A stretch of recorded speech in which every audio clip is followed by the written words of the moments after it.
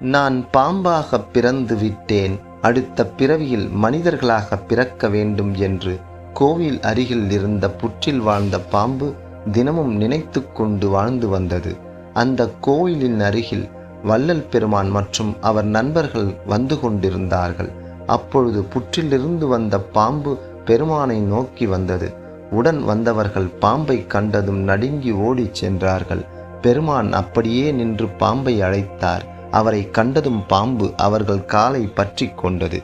பெருமான், உன் நிலை உணர்ந்தேன், என் நிலை அடைவதற்கு என்றார். பாம்பு, இதற்காக எத்தனை காலம் காத்து கிடந்தேனோ, தானே வந்து என்னை அழைத்தார். ஊனே புகுந்து என் உள்ளம் புகுந்தார். என் உணர்வை புரிந்து என் உயிரில் கலந்தார். என் உடல் பொன்னிற ஒளி தேகமாக மாறியது. மீண்டும் பிறப்பு என்ற எண்ணத்தை அறுத்து பிறவா நிலையை காண்பித்தார் வர்மயோகி.